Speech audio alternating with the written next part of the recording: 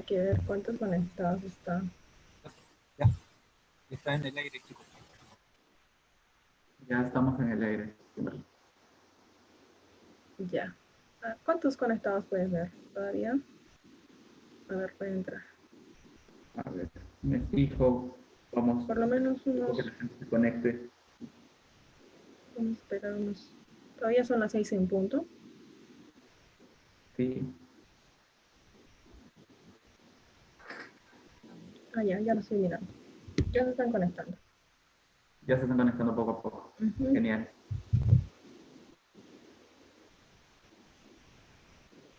Sí, ya estamos.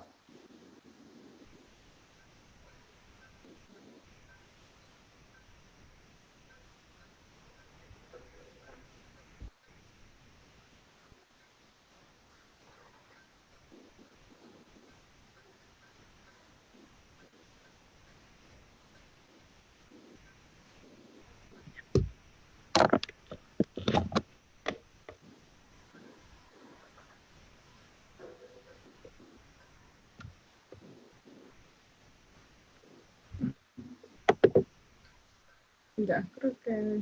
Sí, empezamos, Kimberly. Listo, vamos a empezar.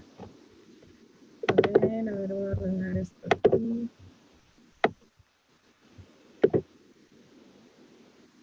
El doctor sí está, ¿no?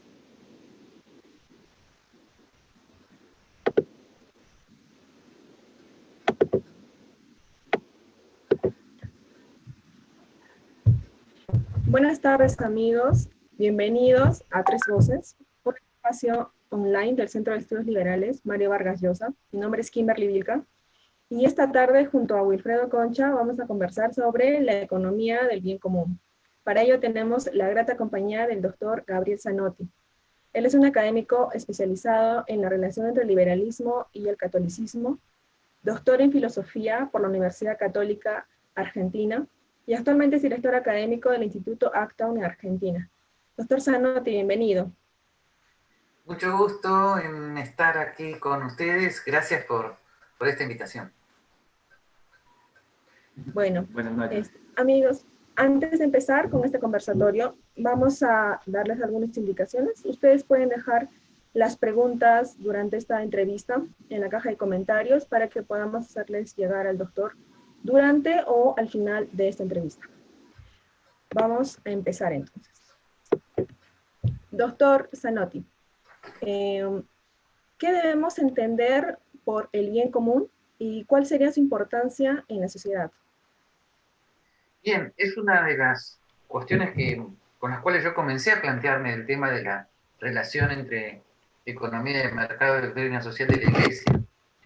El bien común, a partir de ciertas definiciones que aparecen en documentos de Pío XI, ya muy enfáticamente Pío XII y Juan XXIII, el bien común es el conjunto de condiciones de vida social que permiten el desarrollo y perfeccionamiento de la persona. Por lo tanto, el bien común no es el bien del Estado, el bien de la nación, el bien de una raza. No es un bien que se tenga que contraponer con lo personal, sino que el bien común incluye, por lo tanto, los derechos individuales básicos y necesarios de toda sociedad civilizada que respete a la persona en tanto persona. Por lo tanto, lejos de haber contraposición entre bien común y derechos individuales, como se afirma en el Magisterio Pontificio, el bien común los incluye. O sea, el Estado de Derecho, una democracia constitucional, una república constitucional, es justamente el bien común por excelencia. Porque el origen escolástico del bien común es que sea un bien que sea participado a varios al mismo tiempo. Entonces, en ese sentido, por ejemplo, nuestras computadoras, en este caso, no pueden ser bienes que sean de todos al mismo tiempo. Pero un orden constitucional sí tiene efectos jurídicos tal que pueden ser compartidos por todos, porque en la medida que haya un orden constitucional, Estado de Derecho, respeto a las libertades públicas, limitación a los poderes, eso es participado por todos los ciudadanos y es el bien común por excelencia. O sea que en las sociedades contemporáneas el bien común por excelencia es el orden constitucional. Eso incluye las libertades individuales e incluye aquellas libertades de las cuales emanan la economía de mercado, porque la economía de mercado no es una política económica, es el resultado del respeto a las libertades individuales, como libertad de asociación, derecho a entrar, permanecer y salir del territorio, derecho a la propiedad privada, derecho a comerciar libremente. O sea, son las libertades individuales el origen de la economía de mercado y no al revés. Yo diría que esa es la Profesor, relación. entrando un poco más al tema entre lo del bien común, usted en Economía del Mercado y la Doctrina Social de la Iglesia, en la segunda edición, desarrolla el tema de finis operantis y finis operatio, que es importante, creo, en la idea de poder entender que hay que dentro de... Yo entiendo, cuando usted se refiere a lo de finis operis, a lo que se podría entender por libertad negativa, lo que decía Isaiah Berlin, que no haya una limitación, que no haya una coacción, y mientras que el finis operis sería la libertad que las personas tenemos de buscar nuestro proyecto de vida, pero dentro de un marco, el finis operis. O me gustaría poder profundizar ese tema con usted, que es importante para entender esto del bien común. Yo ahí recurrí a una vieja noción escolástica para explicar un problema actual de derecho constitucional y las sociedades libres. Habitualmente en ambientes liberales clásicos se dice, ¿cómo se puede hablar de bien común si todas las personas tienen fines en su propia existencia que son diferentes? ¿No? O sea, las personas tienen bienes y fines que son diferentes. ¿Cómo vamos a hablar de un bien común? Entonces, yo ahí planteé la siguiente analogía. Bueno, supongamos que hacemos una organización libre y voluntaria para estudiar a von Mises, ¿no? Nos reunimos los domingos a las 7 de la mañana, bueno, mucho éxito no va a tener. Bien, y hacemos el estatuto de la organización, y por lo tanto, los miembros de esa sociedad para estudiar a von Mises, en ese estatuto, en esa legislación, vamos a encontrar nuestro bien común. O sea, lo que va a ser común a todos va a ser haber aceptado ese estatuto originario. Ahora, a su vez, ¿para qué queremos estudiar a von Mises? Forman parte de nuestros proyectos personales. Algunos por curiosidad, otros para la vida académica, otros para entender mejor economía, otros para ser mejores ciudadanos. Entonces, la analogía que yo hice es que en una democracia constitucional todos los ciudadanos pueden tener fines diferentes, pero se encuentran en algo en común, que es ese pacto político originario de la democracia constitucional que da sentido y cierta continuidad cultural, que a veces se pierde, a ciertos países. Ejemplo, en los Estados Unidos el pacto político originario básico es la Declaración de Independencia.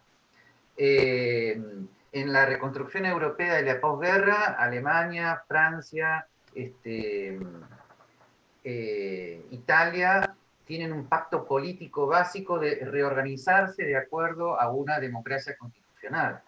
Más adelante, si se quiere, la Constitución de la Unión Europea es un pacto político fundante, originario. O sea, cuando en determinados momentos culturales las personas logran tener cierto consenso tácito a esos pactos políticos originarios, ahí el bien común se manifiesta, porque en esa organización constitucional, mejor dicho, esa organización constitucional es el fin común a todos, y en ese fin común tienen vida todos los fines individuales y libremente asociados. O sea, el bien común es un bien donde florecen como una especie de Big Bang todos los proyectos de todas las personas, solos o asociados con otras. Por eso la importancia de las sociedades intermedias, ¿no?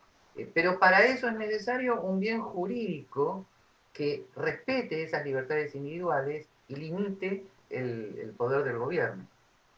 Ese es el punto. Doctor, entonces podemos decir, podemos tomar como válida la afirmación de que la finalidad del Estado es lograr el bien común.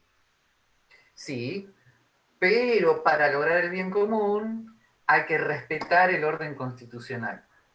Entonces, justamente, miren qué interesante, cuando un conjunto de ciudadanos se atribuye a sí mismo una finalidad que esté más allá del respeto al orden constitucional, en cierto sentido está quebrando el pacto político originario, ¿no? Entonces, por eso la degeneración de las democracias occidentales cuando los partidos políticos representan grupos de presión, ¿no? Bueno, yo soy el partido que va a defender a los pajaritos, y yo soy el partido que va a defender a la tierra originaria. Y, sí, pero cuidado porque cuando cedas al poder, estás jurando defender un orden constitucional.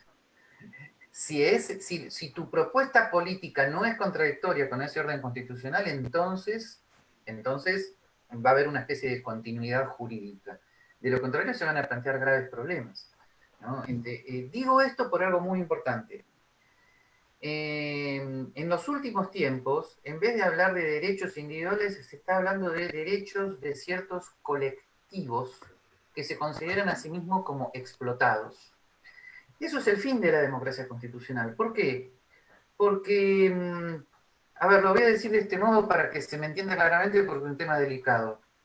En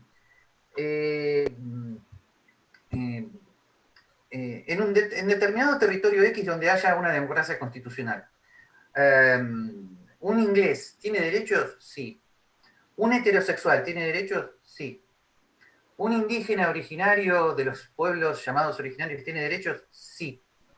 ¿Pero por qué tienen derechos? Tienen derechos por ser personas humanas.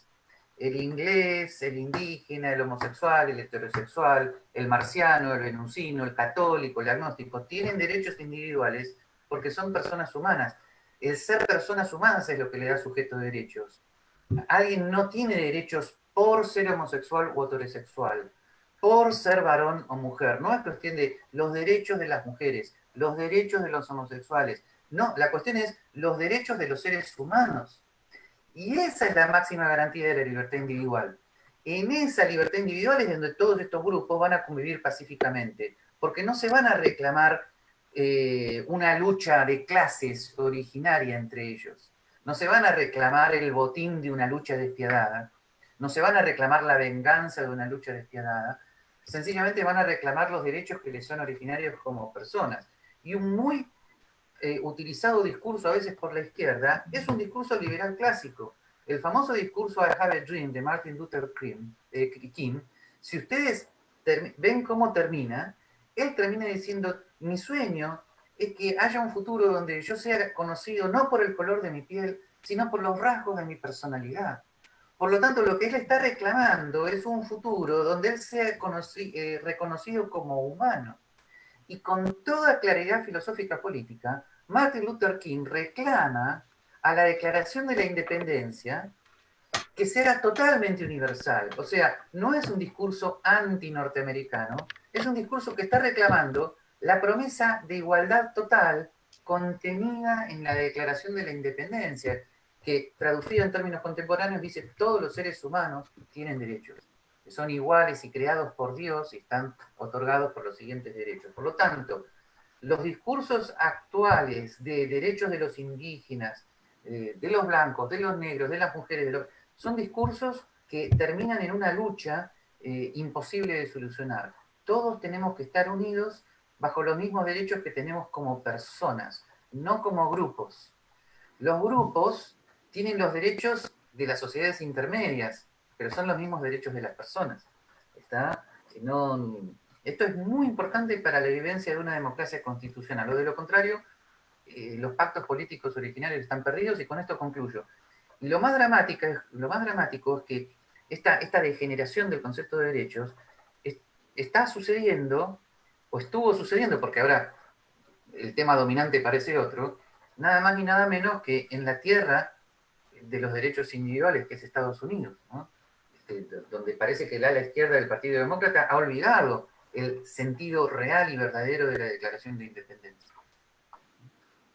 Claro, esto acompaña mucho esa idea que decía Hayek de que se crean grupos de interés que tratan de buscar el poder, y ante estos grupos de interés es difícil poder brindarles el servicio y la ayuda a todos, entonces se genera una competencia entre ellos y no podemos... Claro, porque lo que hace el grupo de presión es, como su nombre lo indica, presionar ante el Poder Legislativo para que el Poder Legislativo cree una legislación para ese grupo en cuestión. Pero eso no es la ley. El law, según Hayek, son los derechos individuales, no la legislación específica para grupos. Estamos viviendo una circunstancia donde por legislación entendemos privilegios, prebendas, licencias especiales. Eso es totalmente contradictorio con la sociedad libre. Así que lo de Hayek es muy importante. Claro. Doctor, y nosotros sabemos que el concepto de liberalismo lo marcan varios autores y todo depende también de la interioridad de cada persona. Pero podríamos decir que si estamos dentro del marco del liberalismo y se protegen las libertades individuales de cada persona, independientemente a qué grupo, como usted dice, perteneciera, no tendríamos nosotros que reconocer más bien sus intereses para que ellos puedan lograr de manera personal sus fines distintos a los que puede ser distinto al objeto común, que podríamos decir.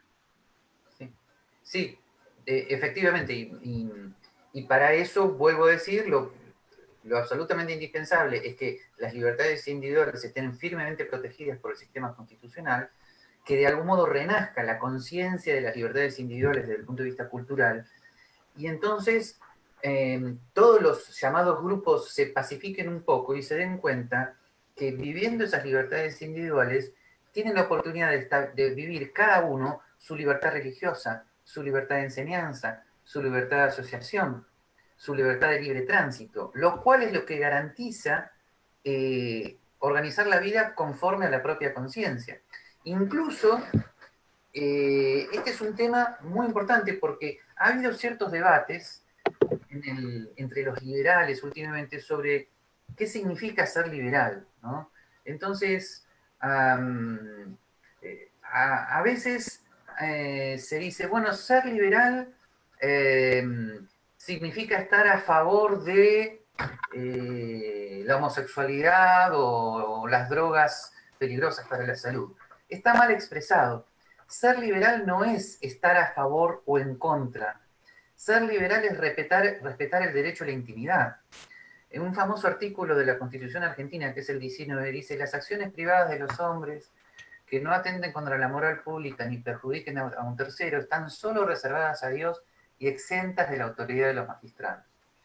Ese texto constitucional permite la garantía de la libertad personal. Y esa libertad personal es el derecho a la intimidad personal, y ese derecho a la intimidad personal es el que protege el ámbito de vida privada de los homosexuales, de los heterosexuales, de los que fuere, incluso de los que quieran consumir drogas. ¿Está? Pero no porque el liberal diga está bien todo, no porque el liberal sea indiferente frente a la moral, sino porque en el ámbito moral reconoce que hay un ámbito gris llamado moral pública, reconoce ampliamente que la democracia constitucional tiene un fundamento moral, pero le exige al Estado que se detenga en la puerta de la casa de cada persona, como derecho a la intimidad personal, pero no porque nosotros los liberales seamos indiferentes ante lo moral, sino porque somos muy sensibles ante el abuso del poder. Y somos sensibles ante el abuso del poder porque nuestro valor fundamental es el respeto a la dignidad de la persona. Ese es el punto. Claro, entonces, en el sentido de que hablamos de que el Estado busca el bien común, podríamos entender que ese bien común que busca el Estado debería ser la defensa de los derechos individuales. Ese es el marco, un marco mínimo en el cual ellos busquen eso y a nosotros nos dejen actuar dentro de todo eso mientras no afectemos los derechos individuales de los demás. Sí, sí, simplemente yo agregaría los derechos individuales y toda la organización constitucional que los protege, que puede tener una base moral reconocida, y eso puede formar parte del bien común. Por ejemplo, la Constitución Argentina de 1853 tenía un preámbulo donde afirmaba a Dios como fuente de toda razón y justicia. Algún agnóstico puede decir, entonces no puedo vivir en esa Constitución, pero claro que puedes, porque la justicia implica que tengas libertad religiosa. Por lo tanto, que haya una base judeocristiana de la Constitución liberal clásica no es una contradicción con la libertad religiosa de nadie. Pues, solamente para dar un ejemplo, eso no quiere decir que todas las constituciones tengan que tener esa frase, pero quiere decir el bien común incluye entonces esas libertades individuales y todo el ámbito constitucional que lo protege. Doctor, en este marco del que estamos ahora conversando, hay una pregunta que ha lanzado en el Facebook, me parece interesante. Entonces, podríamos decir que los derechos de privilegio que exigen los grupos LGTBQ, derechos que ya tenemos las personas de forma individual, ¿serían exigencias contrarias al bien común? Sí, totalmente, porque yo no puedo pretender que un poder legislativo haga una legislación para los blancos. No puedo pretender que un sistema legislativo haga una legislación para las mujeres. Lo importante en una sociedad libre es que constitucionalmente se respeten las libertades individuales de las mujeres, de los homosexuales, de los blancos, de los negros y de los marcianos. Por lo tanto, eh, eh, suponer que hay una legislación que debe proteger especialmente estos grupos es ignorar la igualdad ante la ley, e ignorar la igualdad de la naturaleza humana, e ignorar la evolución de las circunstancias sociales por las cuales cada vez son mayores, aunque no iguales, las oportunidades para todos. Sí, puede ser muy injusto, puede llegar a ser muy injusto desde el punto de vista de la ley moral, aunque no de la legislación. Ahora van a ver el ejemplo. Puede ser muy injusto eh, eh, que si yo hago mi sociedad para estudiar a FOMISES, que la integren solamente varones, ¿no? Pero, eh, pero el punto es que la, la libertad individual justamente es lo que permite que las mujeres más capaces sean aquellas que se manifiesten en el ámbito social como las más expertas, como las mejores en FOMISES. Por lo tanto, en una sociedad donde se permite la evolución cultural, si yo hago una sociedad donde no permito entrar mujeres, soy yo el que voy a quedar en ridículo. No las puedo poner en inferioridad de condiciones pidiendo una legislación protectora para ellas, como si necesitaran, ¿no?, una especie de andador jurídico. En ese sentido, yo creo que la mejor defensa para los grupos que antes, tal vez desde el punto de vista cultural, se sentían postergados, es el ejercicio de sus libertades individuales, que evolutivamente nos va mostrando la capacidad de todas las personas, independientemente de su sexo, raza o religión.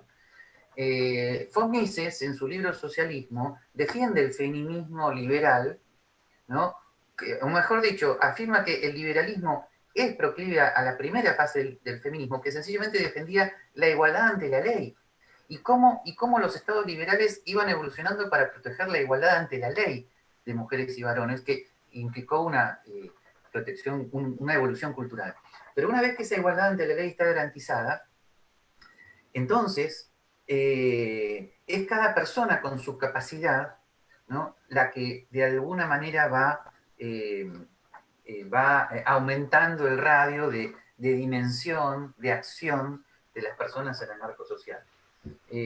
Digo esto porque, para dar un sencillo ejemplo, una ley que exija cuotas para que en los directorios de las empresas haya un 50% de mujeres, esa ley puede ser perjudicial porque posiblemente, si el mercado está determinando que esa empresa es eficiente con un directorio donde haya 70% de mujeres y 30% de varones, si eso es lo que determina el mercado, entonces deja al mercado actuar.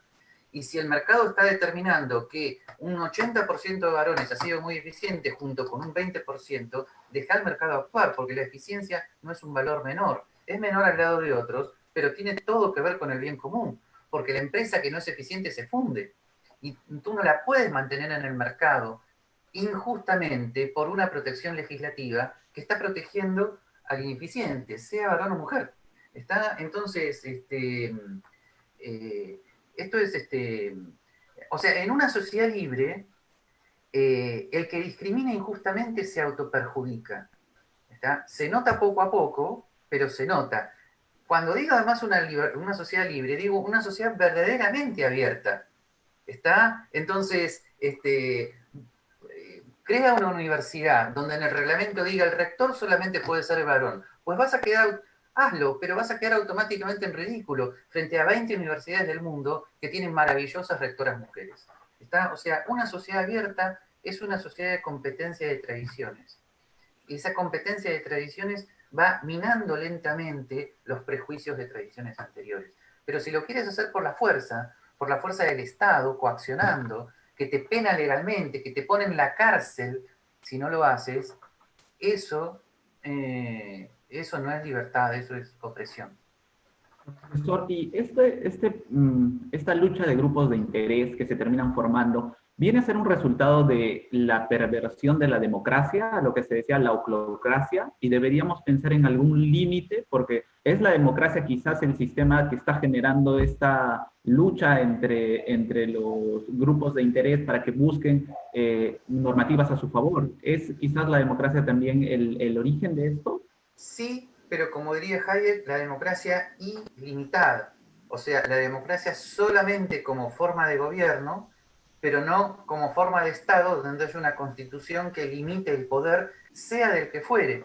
Porque lo esencial del liberal clásico, a ver, Hayek lo explica muy bien, el liberal clásico tiene una relativa indiferencia con respecto a lo que antes se llamaba regímenes políticos. Sea monarquía, aristocracia o democracia, el asunto es que quien llegue al poder, que quien ejerza el poder tenga un poder limitado. Y la evolución del liberalismo clásico ha significado que esa limitación es una limitación jurídico-institucional. Antes, en el siglo XVI, los escolásticos llegaron a decir que el poder del rey debe ser limitado, pero se movían en un ambiente cultural donde no habían evolucionado del todo las instituciones limitantes del poder. Y por eso un Francisco Suárez sostuvo, bueno, si el rey se extralimita en sus funciones, el pueblo puede quitarle el poder y dárselo a otro, ¿no? La teoría de que el poder viene de Dios al pueblo y del pueblo al gobernante.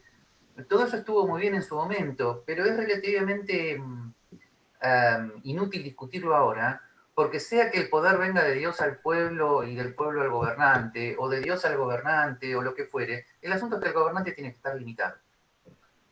Tiene que estar limitado precisamente porque ningún ser humano es quien para invadir a otro ser humano. Entonces, esto lo digo para que quede gráficamente expresado. Todos nos horrorizamos hoy retrospectivamente ante la invasión de Hitler a Polonia. Bueno, es exactamente lo que cada gobernante hace cada vez que corta la libertad de enseñanza, la libertad religiosa, la libertad de asociación, la propiedad privada.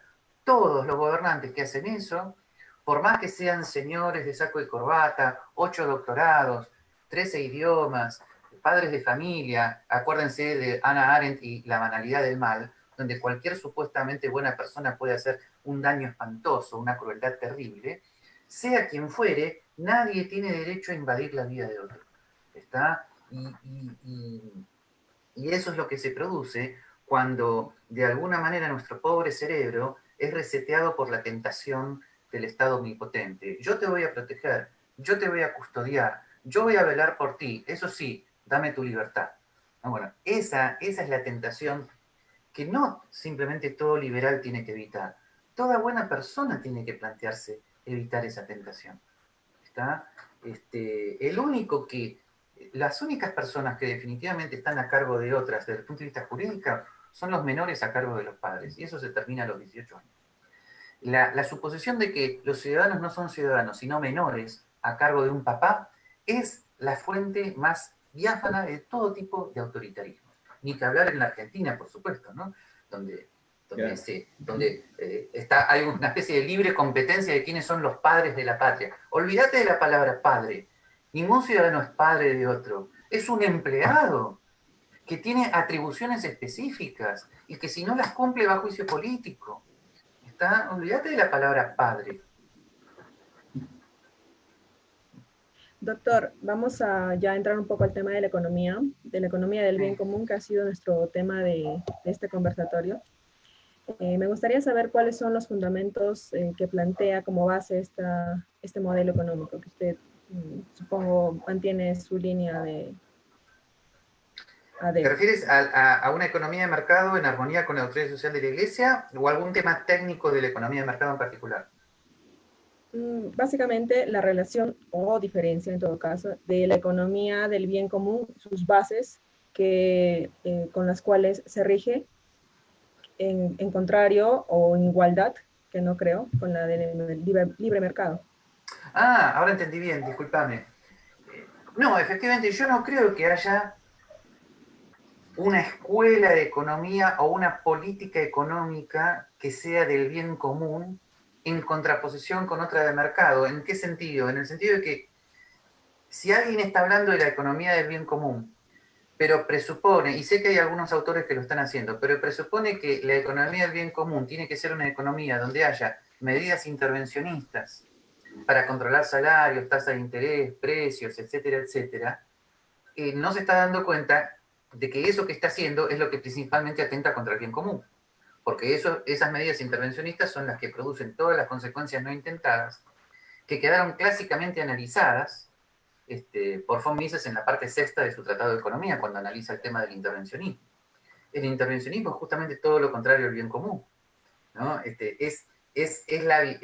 Es el bien común el que exige que las variables de mercado no sean controladas. Así que yo te daría el siguiente diagnóstico.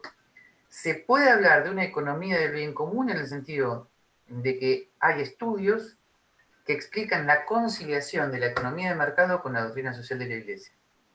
Se hizo eso por parte del ordoliberalismo alemán, autores como Woods, Messner en su momento, el cardenal Hofner, te estoy hablando de autores de los 60, de los 70, que conciliaron la economía social de mercado alemana con la doctrina social de la Iglesia. Eso sí era una economía del bien común. Y ahora hay autores que están conciliando una economía de mercado que está más bien fundada en los autores de la escuela austríaca con la doctrina social de la Iglesia. Eso tiene cierta tradición de autores, como por ejemplo Michael Novak en Estados Unidos también Alejandro Chafuen, el padre Robert Sirico, actualmente Sam Gregg, los que constituyen, digamos, la intelectualidad del Acton Institute en los Estados Unidos. Esos sí están trabajando en una economía del bien común, o sea, en una economía de mercado explicada de manera tal como un ámbito esencial del bien común. Pero si por economía del bien común se entiende intervencionismo liso y llano, es el mismo desastre de siempre. Ahora, todo depende de lo que cada uno interprete, porque hay autores que dicen, no, pero yo estoy pensando en una economía más solidaria. Bueno, de vuelta, ¿qué quiere decir una economía más solidaria? Bueno, una economía donde compartamos más los bienes y servicios. Compartí todo lo que quieras. Nadie te lo niega. Hacé todas las sociedades intermedias que quieras. Pero el asunto es que no puedes llamar al Estado para que te ponga preso si no compartes un bien que jurídicamente es privado. Porque ese es el camino directo al socialismo. Ese es el road to serfdom que había denunciado Hayek. Así que muchos de los que a veces hablan de ciertas palabras como si o de ciertas ideas como si esas fueran a suplir al mercado, no se dan cuenta de que o no están hablando de nada específico porque cuando le preguntas no pueden terminar de concluir. O finalmente cuando concluyen dicen, bueno, sí, pero para eso el Estado tiene que intervenir. Y creen que están inventando algo nuevo. Y es lo viejo de siempre, es el intervencionismo de siempre, es el socialismo de siempre. Así que yo sé que hay algunos autores, no los quiero nombrar, que están hablando de la economía del bien común y hablan de cosas etéreas e imprecisas como seamos más solidarios, compartamos más y cuidado con el mercado individualista. Y cuando les pides que concreten, terminan en el intervencionismo de siempre. En este sentido también, profesor, es algo que, bueno, entrando también en este tema coyuntural por el tema de la pandemia del COVID, se está hablando en Perú, en Argentina también. En Perú se está tocando mucho el impuesto a los ricos, que son todos aquellos que en promedio tienen patrimonio que superan los $500.000. El impuesto a los ricos, el control de precios, y todo con un fundamento o con una defensa de que esto se hace por el bien común. El bien común es lo que se va a tratar de proteger si se hace esto. También estamos viendo que medidas así se están tratando de implantar en España. Nada nuevo bajo el sol. Es el intervencionismo de siempre, lamentablemente justificado ahora o aprovechado con el tema de una supuesta pandemia, porque se discute si es pandemia o lo que fuere, ¿no? O sea, muchos intervencionistas y socialistas están aprovechando esta circunstancia para que el Estado intervenga todavía más que antes. Y algunos intelectuales hablan, entonces esto es la transformación del capitalismo a una sociedad más solidaria, y bajo ese discurso aparentemente bonito se esconde sencillamente más intervención del Estado, pero digo, subrayo la palabra más, porque el mundo, hasta diciembre del año pasado, ya estaba lo suficientemente cerrado, ya el comercio internacional estaba muy intervenido, ya las economías nacionales estaban muy, muy presionadas con altos impuestos, todos los gobiernos del mundo tenían deuda pública, alta inflación, algunos menos, presión impositiva, el impuesto a la renta es un pésimo invento y muy viejo. O sea, ya el mundo era un desastre desde el punto de vista del intervencionismo económico, y ahora, con la excusa del coronavirus, ¿no? Sencillamente se quiere ratificar ese camino. Es un momento muy peligroso, porque ratificar ese camino significa ir al socialismo en muy poco tiempo, a un socialismo total. Un país como la Argentina, por ejemplo, ya era socialista, siempre lo fue. La propiedad privada acá nunca significó nada, la iniciativa privada apenas significó acá sencillamente grandes empresas y muy pequeñas, perdón, muy pocas, todas en convivencia con un Estado que las protege. Ir de ahí a una mayor intervención del Estado es sencillamente ir al socialismo total. Escondido tal vez bajo una aparente propiedad, como pasaba con el nazismo. Pero es muy peligroso lo que está sucediendo, y curiosamente, todo lo que está sucediendo va a implicar mayor pobreza, mayor desocupación, menor nivel de inversión, todo lo cual, atención con esto, atenta contra la vida, porque la gente ya se muere por el intervencionismo, por el estatismo, ya vive en condiciones indignas de pobreza por el intervencionismo y por el estatismo, ¿no? Ya hay condiciones de higiene pésimas en la mayor parte de nuestros pueblos latinoamericanos, como para que ahora la intervención del Estado las empeore, ¿no? Entonces la situación es muy peligrosa. Detrás de esta situación se esconde o ignorancia supina, más buena voluntad, que es una combinación muy peligrosa, o sencillamente gente que sabe perfectamente a dónde va. No hay otra explicación. Doctor, ¿y usted cómo está planteando ahora que efectivamente los servicios se han desnudado prácticamente en todo el mundo, la ineficiencia de algunos estados y la forma en la que las decisiones de los gobiernos han sido distintas, no han sido democráticas por los diversos factores que existen entre Europa con Latinoamérica, evidentemente? Pero podríamos decir ahora que a futuro estos servicios públicos, o mejor dicho, la redistribución del gasto en estos servicios públicos tendría que estar orientada a este bien común o a contribuir a este bien común que usted menciona? Bueno, volvemos al inicio de la charla. Ese bien común tiene que ver esencialmente con el aumento de la iniciativa privada en ámbitos como educación y salud y seguridad social. Por lo tanto,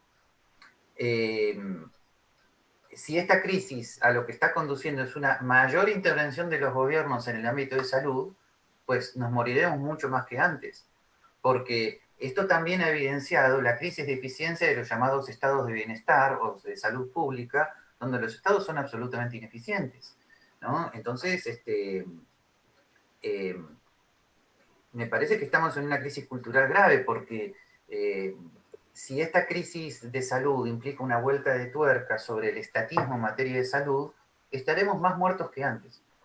La verdad, en todos los lugares del mundo, lo que esto está implicando ahora es que prácticamente hay un sinfín de enfermedades graves que están siendo desatendidas.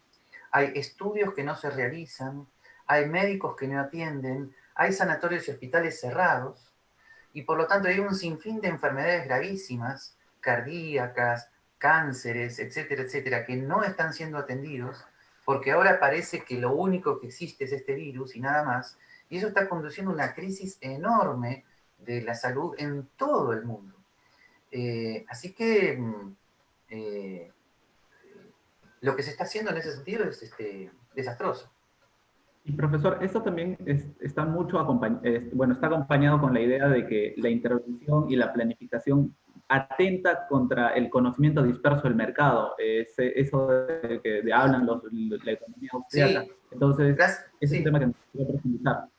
gracias por traer a colación el tema. Justamente, la crisis ha producido una vuelta de tuerca en la vieja creencia estatista de que ante las crisis mayor planificación tiene que haber, que es lo que sucedió en los Estados Unidos con el New Deal, y etcétera, etcétera. Esto es, el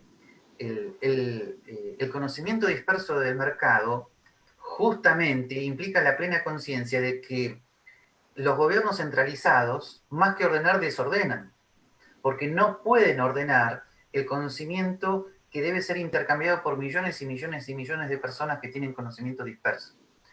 Y el que quiera convencerse de esto tiene que leer en profundidad el libro El socialismo de von Mises, los artículos de Hayek contra el cálculo económico en el socialismo, y tener conciencia de que no está leyendo solamente economía, está leyendo una sociología general. Lo que dicen von Mises y Hayek funciona para todos los ámbitos de la vida humana. El Estado desordena en todos los ámbitos humanos cuando interviene activamente de manera unificada y planificada y centralizada. Entonces, frente a esta crisis, el concentrar más el poder del Estado la aumenta. El ejemplo simple en economía tiene que ver con los bienes y servicios elementales que en este momento están faltando porque los estados están interviniendo, como cosas tan sencillas como, están muy discutidas además desde el punto de vista médico, pero independientemente de ese debate, cosas tan sencillas como alcohol en gel, mascaritas. En los países latinoamericanos están faltando sencillamente porque los estados ahí han prontamente intervenido para evitar la especulación del mercado y cosas por el estilo, y producen las escaseces habituales, ¿no? Más allá, a su vez, de la crisis del sistema de salud, porque si frente a la crisis tú impides al sector privado actuar, si las llamadas sanatorios privados no son más que instituciones que tienen que cumplir órdenes del Ministerio de Salud Pública, pues la ineficiencia de esos servicios va a ser terrible. A ver, la creencia en el estatismo es algo dramático, porque el que verdaderamente cree que el Estado debe solucionar las cosas, produce sin darse cuenta un círculo vicioso dramático. Cuanto más Estado hay, la gente está menos educada y más enferma. Cuanto menos educada y más enferma, los estatistas ponen más Estado. Y la gente está menos educada y más enferma todavía. Y así sucesivamente. Es un drama inagotable, ¿no? Inacabable, infinito. Entonces, estamos en una situación cultural difícil, pero cuidado, esto está pasando en los Estados Unidos.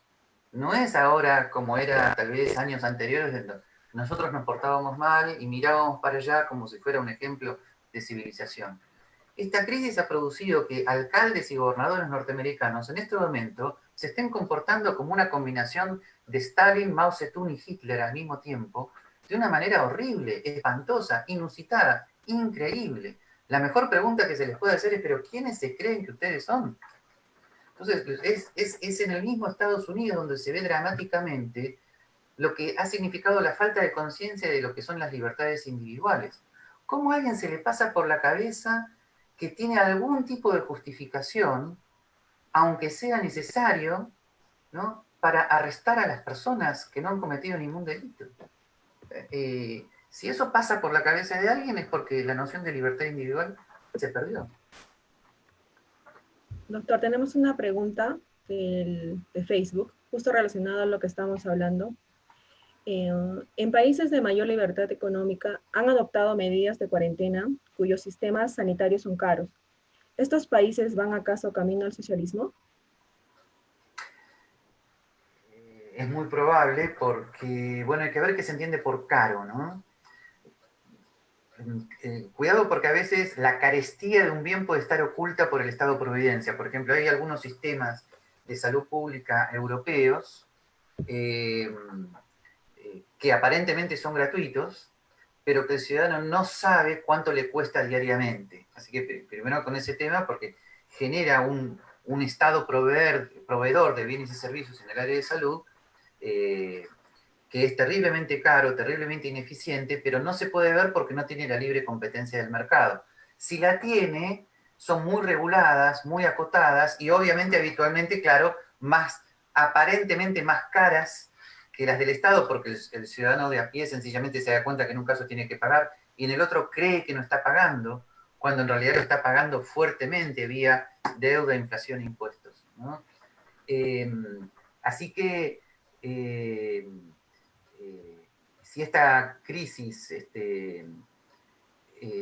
si esta crisis produce que los sectores privados no puedan actuar porque apenas actúan, los acusan de no solidarios, especuladores, cerdos capitalistas, etcétera, etcétera, bueno, sí, no es que vamos camino al socialismo, sino que vamos a una ratificación del socialismo ya existente. ¿Ah? Sí. Profesor, en este sentido también, mucho del tema de que se acusa a los liberales es el tema de, pero no defienden la educación o la salud, el acceso.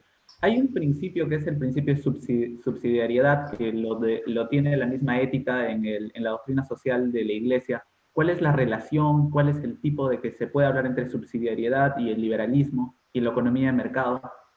Primero, una cuestión general. Cada vez que los liberales nos oponemos a que el Estado intervenga en algo, parecemos malas personas que no nos importan que ese algo, ¿no? Entonces, estás en contra de las medidas estatistas del medio ambiente, no te importa el medio ambiente. Estás en contra de las medidas estatistas a favor de los pueblos originarios, no te importan los pueblos originarios, ¿no?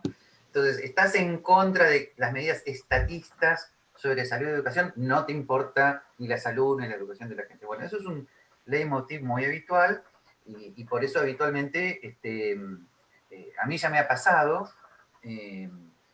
cumplí 60 este año, que algunas personas me han dicho, ¿cómo? ¿Tú eres liberal? Pero parecías una buena persona, ¿no? Bueno, entonces a los liberales nos preocupan todas esas cuestiones tanto como a todos, o tal vez más que a todos. Sencillamente somos plenamente conscientes de que la intervención del Estado empeora la situación. El principio de subsidiariedad fue, y esto es bastante desconocido, fue afirmado claramente por Hayek en el libro 2 de Derecho, Legislación y Libertad. Hayek admite que las municipalidades pueden proveer servicios públicos, bienes públicos, pero aclara una serie de condiciones que actualmente no se cumplen.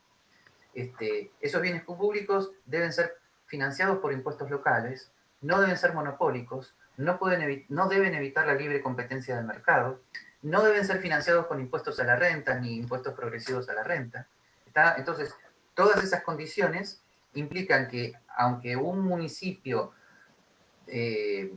tenga un gasto público no justificado, sin embargo, no va a poder atentar contra las libertades individuales o el mercado. Este sistema que propone Hayek es muy importante para evitar la tendencia ilimitada al gasto por parte del gobierno federal. ¿Por qué? Porque los ciudadanos tienden a no ver lo que los gastos del gobierno federal implican para ellos, ¿no? El gobierno federal o nacional puede decir, vamos a hacer un puente, y el ciudadano no se da cuenta de lo que él está gastando para financiar ese puente vía impuestos, inflación y deuda pública. En cambio, cuando un municipio dice, vamos a hacer un puente, y los habitantes del municipio se dan cuenta de que sus impuestos municipales van a aumentar, entonces quiero ver cuántos puentes se va a ver. ¿Está? Y en ese sentido hay que tomar en cuenta que por más que apliquemos el principio de subsidiariedad, todo gasto público es siempre un gasto, nunca es una inversión. La utilización de impuestos para proveer un determinado bienes y servicios es gasto. Puede estar políticamente justificado, pero nunca se puede justificar desde el punto de vista de la eficiencia o de la inversión. Si alguien quiere inversión eficiente, tiene que ir al libre mercado.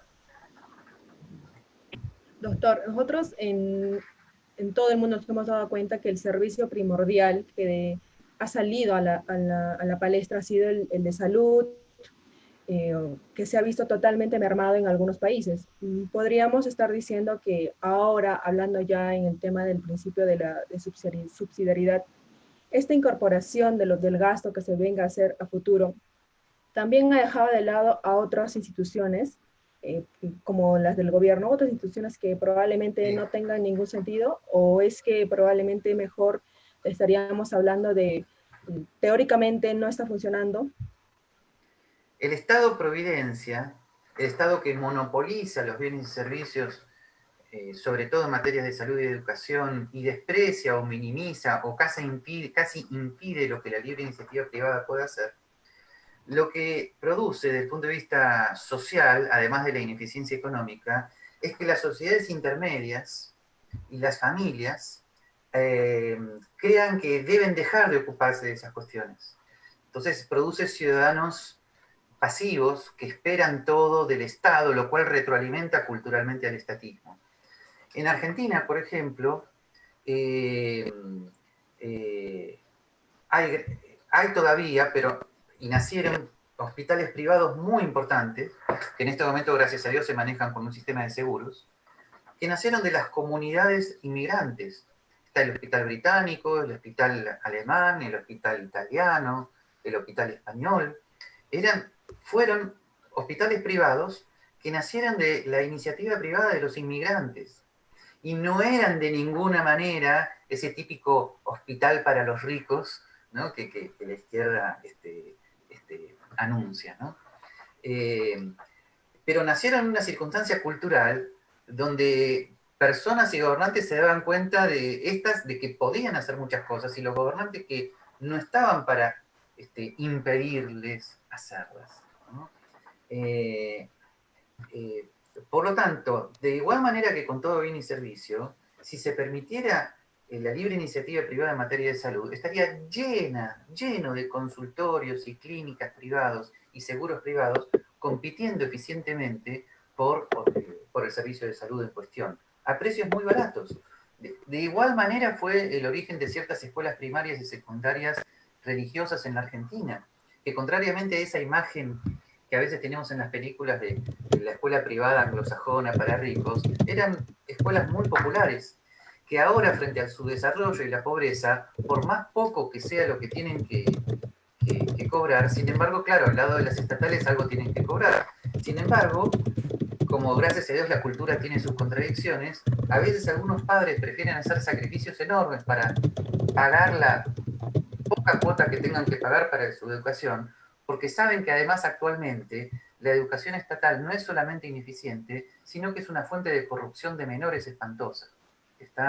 Entonces, porque en estos momentos culturales, la educación privada ha quedado como el último lugar de protección del derecho que los padres tienen a asegurar los valores morales de sus hijos, ¿no? Frente al estatismo desenfrenado, que antes era un estatismo ingenuo, era un estatismo donde se enseñaban ciencias naturales, y ahora mejor no quiero decir en público lo que se les supuestamente enseña a los niños, ¿no?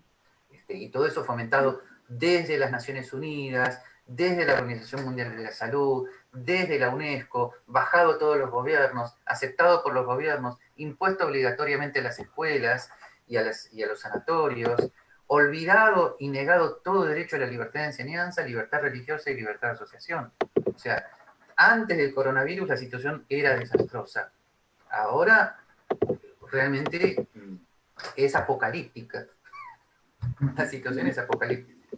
Ahí también, profesor, una pregunta a la que yo a veces recurro, porque a los liberales se juzga mucho la idea de que están a favor del statu quo, están a favor, son conservadores, y Hayek en la crítica al constructivismo ya decía de que no es que sean conservadores, sino que entienden que esta moral se va construyendo, no es una moral definida, pero que debe mantener la idea de los derechos individuales. O sea, ese me parece un tema de esa crítica a la mantención del status quo, que queremos que todo siga tal cual es. Sí, sí. Es muy importante porque fíjate que cuando estábamos tocando el tema de las cuotas obligatorias para ciertos grupos, yo hablé de la evolución de las costumbres morales en una sociedad, como que las discriminaciones antiguas van evolucionando hacia una menor cantidad de discriminación. O sea, la moral va evolucionando, no la moral fundamental, no estoy hablando de los 10 mandamientos, sino de ciertos usos y costumbres. Entonces, efectivamente,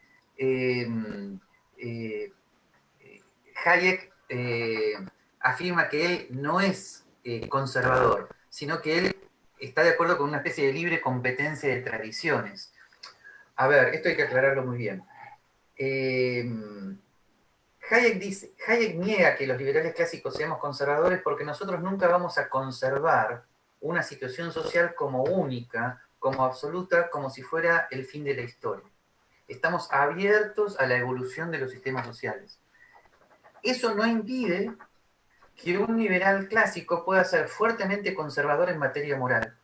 ¿Está? Simplemente ese liberal clásico va a saber, como dije antes, que si bien esa moral puede impregnar sanamente las instituciones jurídicas, sin embargo hay ciertas cuestiones que no se pueden imponer por la fuerza del Estado, ¿no? Entonces, eh, eh, a ver, yo soy partidario de que la gente, a ver, a mí me gusta predicar al cristianismo, sí, por supuesto, pero voy a recurrir a un ministerio de educación estatal, voy a poner un ministro de educación católico para que obligue a todos los ciudadanos a estudiar un catecismo en contra de su conciencia, no, jamás. Yo libremente lo voy a hacer. El que quiera escucharme, que me escuche, el que no, no. Pero los estatistas tendrían que pensar lo mismo. Los que en este momento están imponiendo desde el Estado toda su agenda cultural, no se dan cuenta que están haciendo lo mismo que Mao Zedong y están llegando a las mismas coacciones, a la misma coacción cruel que llegaba a Mao Zedong. O sea, en nombre de la diversidad, en realidad se está intentando unificar por la fuerza en ciertos valores a la sociedad toda. Y eso, lo pueden lograr, porque lamentablemente lo pueden lograr porque a veces cuentan con la alienación y la falta de juicio crítico de las personas y el bombardeo acrítico de los mass media. Así que lamentablemente estamos en una situación culturalmente delicada, ¿no? Hay que ver, el futuro está abierto, pero sin embargo nunca el presente ha sido más negro. Doctor, le voy a lanzar las preguntas del Facebook, que están atentos a esta entrevista. ¿Qué se podría hacer con las personas que se quedan desempleadas a partir de la innovación, sin caer en el intervencionismo o asistencialismo, teniendo en cuenta que a las personas les cuesta aprender cosas nuevas? Un ejemplo es el de los choferes y los autos autónomos. La regla general es que cuanto más abierta sea la sociedad, o sea, cuanto más acostumbradas estén las personas a la sana y libre competencia con el otro, cuanto más abierta esté la sociedad a formas tecnológicas diferentes y de aprendizajes diferentes, mayor será el acostumbramiento al cambio. Cuanto mayor, cuando la sociedad es muy cerrada, cuando está dominada por gremios que no permiten ninguna innovación, cuando todo se parece más o menos a las escuelas de artes y oficios de la Edad Media, que creo que eran 1000 veces mejores que los gremios actuales, cuando la sociedad queda enquistada en eso, entonces, por supuesto, se produce un círculo vicioso. Eso aumenta usos y costumbres de terror a la innovación, ¿no? Entonces, obviamente, ¿qué se puede hacer? Bueno, en la medida de lo posible, desregular, abrir, enseñar, porque gobernar es enseñar, ¿está? Entonces, el intendente de la ciudad de Buenos Aires, cuando surgió el tema del Uber, en vez de tratar así bien a la Argentina, ¿no?, de mediar entre los taxistas y los del Uber, tendría que haber salido, dar una conferencia de prensa y explicar lo que significa la libertad de tránsito, explicar lo que significa la libertad de empresa. Hoy en día gobernar es enseñar, ¿no? Pero finalmente, como dije antes, frente a una situación de urgencia, frente a una situación de un cambio tecnológico novedoso que produce una dificultad específica en un momento a un grupo de personas, desde el Estado lo que se puede hacer es lo que dije antes. Un gobierno municipal podría dar una ayuda excepcional, siempre que los ciudadanos lo contemplen y estén de acuerdo. Pero sin embargo vivimos en una sociedad en ese sentido más evolucionada moralmente, un poquito menos cruel que antes. Las empresas están acostumbradas actualmente a recapacitar a sus empleados, no a echarlos a la primera de cambio, y no porque el Estado se los pida, sino porque hay cierta evolución dentro precisamente de la movilidad de una sociedad abierta, ¿no? Así que Yo no creo que en ese sentido la situación sea tan dramática. Saben perfectamente que la desocupación tecnológica es una desocupación totalmente friccional, momentánea. Cuanto más abierto es el mercado, más rápidamente se va a absorber la mano de obra. E incluso, si existiera la necesidad de seguros de desocupación, como verdaderamente hay empresas de seguros de salud privados, estas empresas florecerían libremente en el mercado. Sin embargo, habría que hacer la experiencia de si en una sociedad libre y abierta existirían empresas libres que proporcionaran seguros de desocupación. Me parece que no, porque la desocupación no sería un problema. Sí va a haber empresas que ofrezcan seguros de salud y de jubilación, eso sí, pero ¿existirían empresas que libremente ofrezcan seguros de desocupación? Me parece que no.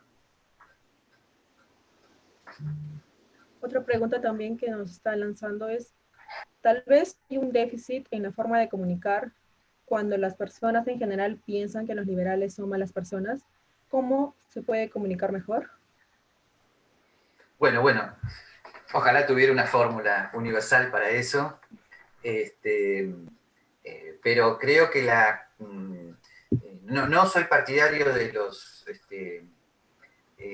los asesores de imagen, porque los asesores de imagen muchas veces tratan de maquillar a una persona que es esencialmente mala desde el punto de vista moral e intelectual, ¿no? Y el mal, lamentablemente, se ve por más que intentes ocultarlo. Creo que lo que mejor puede hacer cada persona si quiere verdaderamente comunicar es tener una verdadera conversión moral en su vida, ser una buena persona y por lo tanto la comunicación emana de la bondad. Si es necesario aprender un poquito de retórica y de buenos modales, se aprende. Pero si eres una mala persona, la retórica y la buena comunicación, al contrario, se ponen al servicio del mal. Entonces hay que tener mucho cuidado. Todos nos hemos olvidado cómo surgió Hitler. Hitler empezó a ir libremente a los pequeños barcitos de Múnich, ponía un banquito, se paraba y hablaba. Y su hablar cautivaba a los alemanes de su época. Su retórica era excepcional. No necesitaba asesor de imagen. Entonces, cuidado con eso. Cuidado con eso. Profesor, una pregunta que también está en el Facebook que me parece muy interesante. Cuando estábamos hablando de la democracia, hablan y nos dicen, la democracia puede degenerar. ¿Qué opina usted de la epistocracia como medio para entregar la libertad a los ciudadanos? No entendí el término, por ahí estoy desactualizado en materia política. Supongo que se referirá a un tema meritocrático o al La meritocracia. Sí, ok, no había entendido la palabra. Bueno. No, epistocracia utiliza la pregunta, epistocracia. Epistocracia tendrá que ver con epistemología, episteme, tendrá que ver con conocimiento. Si es lo que estoy pensando, primero pido perdón si desconozco una nueva teoría política que me estoy perdiendo, pero si es lo que estoy pensando, en una sociedad con un orden espontáneo, evolutivo, de costumbres y de tradiciones, siempre hay una sana aristocracia de conocimiento. Sencillamente que no se puede imponer por la fuerza, por lo tanto, hay que estar preparado. Los límites institucionales al poder tienen que ser muy firmes porque siempre puede llegar gente al poder que tenga muy pocos méritos intelectuales y morales, y la única defensa contra ese tipo de cosas son las instituciones firmes. Ahora, de todos modos, si la cuestión es preparar intelectual y moralmente a las nuevas generaciones para que asuman los difíciles desafíos de la época actual, eso no solamente me parece bien, es totalmente necesario. El que hablaba muy bien de lo que significaba una sana aristocracia era Ortega y Gasset, en La rebelión de las masas, y también Pío XII, en un mensaje de 1944 que se llamó Benignitas et Humanitas, sobre las condiciones de una sana democracia. Una sana democracia sin un sano espíritu aristocrático está perdida. En la constitución política originaria de los Estados Unidos, la parte aristocrática del poder estaba precisamente constituida por el Senado y la Suprema Corte de Justicia, y por el colegio electoral. Por eso los los liberales clásicos en Estados Unidos están diciendo, nosotros no somos simplemente una democracia, somos una república, o fuimos una república con poderes limitados. Y que el Partido Demócrata de los Estados Unidos quiera eliminar ahora el colegio electoral, les muestra que saben perfectamente dónde van. Van a eliminar el carácter sanamente aristocrático de una república constitucional y van a una democracia de masas ilimitada, absoluta. Sí. A la latinoamericana. Sí, sí. Sí, yo al ala izquierda del Partido Demócrata Norteamericano los llamo los kirchneristas que hablan inglés. Porque son iguales o peores. Simplemente hablan inglés, eso es toda la diferencia. Tenemos una pregunta más. ¿Fijar precios para proteger el acceso a las medicinas de los más pobres significa trabajar por el bien común? Puede estar muy bien intencionado, pero es totalmente equivocado porque vas a generar un faltante absoluto de las medicinas para los más pobres. Conforme a lo que dije antes, y miren que seguramente algún anarcocapitalista se va a enojar conmigo, si tú consideras que un sector tiene que ser ayudado excepcionalmente por una partida del gobierno municipal, puedes comprar en el mercado determinados medicamentos y luego distribuirlos entre los más necesitados de manera excepcional. Además, estoy muy seguro que la caridad de las instituciones privadas va a actuar. Pero el gobierno municipal podría hacerlo, pero que no toque los precios. Porque si intervienen los precios, se elimina el mercado de los medicamentos y lo único que produce es una situación peor. Hay una regla general. Lo que pasa es que no sé por qué cuesta verla tanto, bueno, sí, sé por qué cuesta verla tanto en educación y medicina, porque somos hipersensibles. Para que baje un precio tiene que aumentar la oferta. No hay vuelta que darle. Para que aumente la oferta tiene que aumentar la inversión. Eso es así en papas fritas, en chocolates, en educación y en salud. Por lo tanto, cuanto más mercado tengas activo en materia de salud y educación, mayor inversión, mayor oferta y los precios van a ser más bajos. No lo queremos aceptar, primero porque en realidad no, porque estamos en contra del mercado. O sea, estar en contra del mercado puede significar, sí, el mercado muy bien, pero para un pequeño lugarcito que vende golosinas, pero salud y educación no. Porque pensamos que el mercado va a implicar que solamente unos pocos muy ricos van a tener acceso a esos servicios y todos los demás van a quedar desatendidos. El mercado es exactamente lo contrario. El mercado es lo que ha abaratado progresivamente todos los bienes y servicios desde el punto de vista tecnológico. Piensen en el progreso tecnológico en Estados Unidos, los carros o autos, depende de qué latinoamericano me esté escuchando, los carros, los electrodomésticos, las heladeras, los televisores, las computadoras, los celulares, son todos frutos del mercado libre, aunque algunos luego terminan con protecciones estatales, y que se van abaratando progresivamente por la acción del mercado, por el aumento de las inversiones. Y eso es lo mismo en materia de salud y educación. Simplemente cuando lo evitamos por un temor al mercado, porque en el fondo no terminamos de entender cómo funciona, producimos peores consecuencias de las que queremos lograr. Las famosas consecuencias no intentadas del intervencionismo, que son dramáticas. Así que, ¿quieres que los antibióticos sean más baratos? Libera el mercado de antibióticos. ¿Quieres que haya barbijos? Libera el mercado de barbijos. ¿Quieres que haya alcohol en gel? Deja funcionar el mercado. Pon arancel cero al alcohol en gel. Y se acabó el problema. ¿Está? Pero no. Ahí tienes al padre Estado custodiando a sus pobres hijos, ¿no? Y tratando de inventar el alcohol en gel de la nada, ¿no? Como Jesús en la boda de Caná. Hay muchos estatistas que piensan que son Jesucristo, ¿no? Y que ellos van a multiplicar los panes y los peces, como si fueran Jesucristo. Y lamento decirles que no son Jesucristo. Son personas muy limitadas que lo que aumentan no son los panes y los peces, lo que aumentan es la inflación, la deuda pública y los impuestos. Eso es lo que hacen.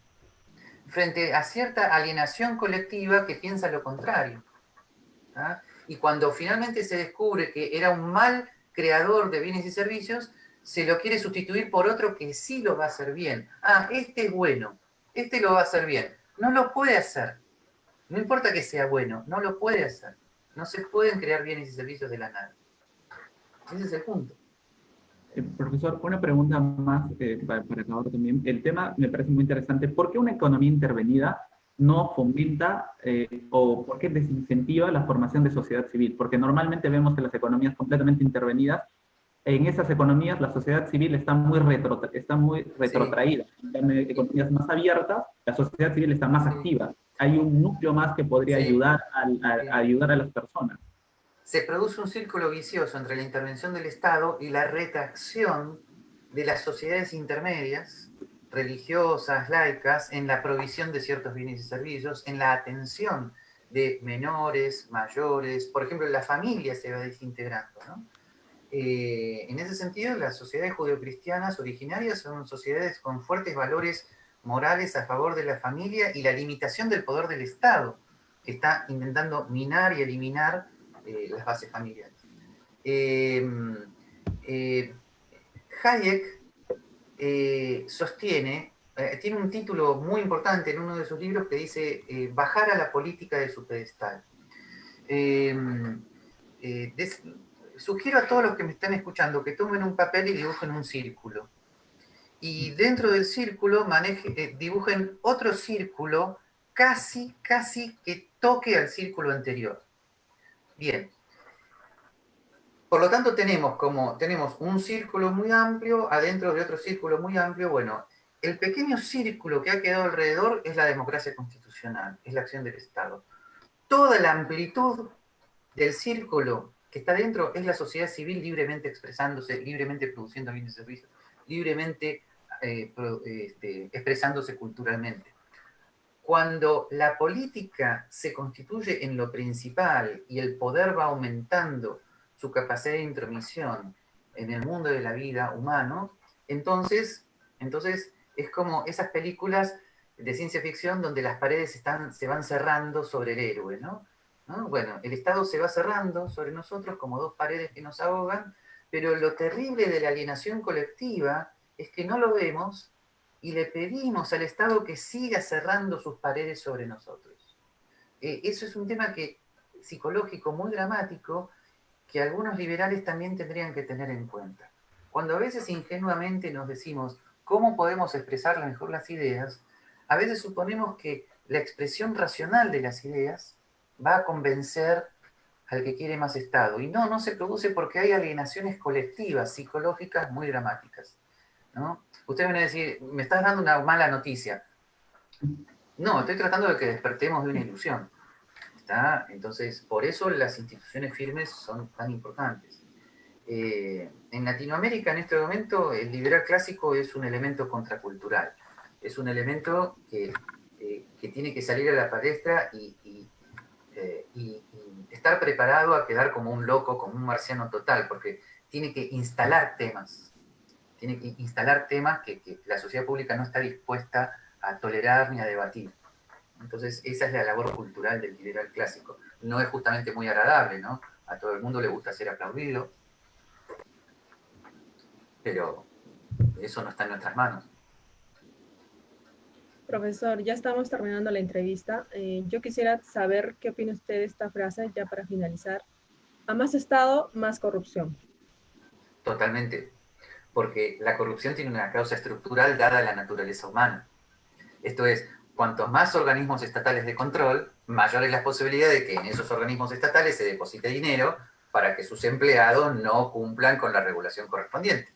Si quieres la corrupción en los cepillos de dientes, lo mejor que puedes hacer es crear una secretaría estatal de cepillos de dientes con inspectores para las empresas que fabrican cepillos de dientes y ahí vas a tener toda la corrupción correspondiente, ¿no? Así que es una cuestión de naturaleza humana, por eso un gobierno limitado, un gobierno que solamente tenga un Senado de 30 miembros y nada más, una constitución que impida que haya legislaciones específicas para los grupos de presión, es una sociedad que constitucionalmente va a frenar la corrupción que se produce por los grupos de presión, que ya fue diagnosticada por Adam Smith. Entonces, los grupos de presión que quieren legislaciones específicas y son capaces de pagar millones a cualquiera para que las haya, eso lo vas a tener siempre. El asunto es que haya una sociedad constitucionalmente con poderes limitados y que los organismos estatales sean lo menos posible. ¿Tá? Entonces, cuando verdaderamente se quiere hacer una reforma institucional liberal, si tuviéramos el consenso de la población, esto es muy importante para el caso de Argentina, y con esto podemos concluir si no hay más preguntas. Yo encantado de seguir. Cuando en el 2015, el 16, perdón, asume el gobierno de Macri, el Estado argentino, la cantidad de ministerios y secretarías de cada ministerio es infinita, ¿no? Y entonces, ¿qué hizo él? Fue poner gente en esos ministerios, en esas secretarías, que supuestamente eran buenas gentes, ¿no? Pero ese no era el problema es que el 90% de esos ministerios tenían que ser radicalmente eliminados. No podés poner una buena gente en la Secretaría de Comercio. Puede ser que sea una buena persona que resista los millones de dólares de soborno, pero igual, ¿cuál es su función? Controlar precios, regular el comercio. Pero entonces lo que tiene que hacer es renunciar, o decirle o haberle dicho a Macri, elimina eso, se acabó, no pongas a nadie. Ah, no, pero hay un código de comercio, elimínalo. Tenés la Constitución y el Código Penal. Entonces, estas son las grandes revoluciones culturales que se tienen que hacer. Un Estado elefantiásico con poderes ilimitados es un Estado que, dada la naturaleza humana, va a ser una fuente de corrupción permanente. Por eso la ingenuidad de los anticorrupción estatistas. Es una ingenuidad absoluta. Están de acuerdo con el Estado y quieren que el Estado sea bueno. No lo van a lograr nunca. Doctor, hemos concluido con la entrevista. No sé si Wilfredo tiene alguna pregunta que le pueda hacer antes de culminarla.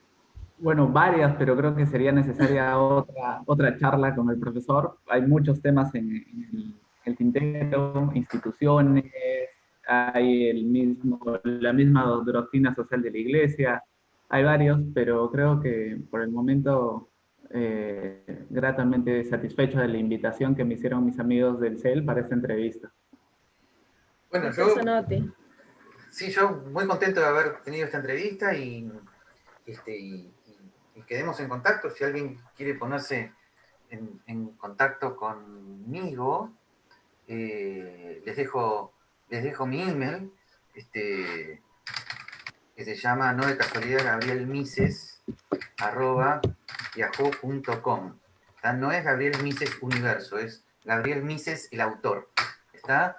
Y yo siempre respondo. Lo peor que les puede pasar es que responda al día siguiente, pero si alguno quiere que le envíe alguno de mis textos en PDF, cualquier pregunta, inquietud, ningún problema.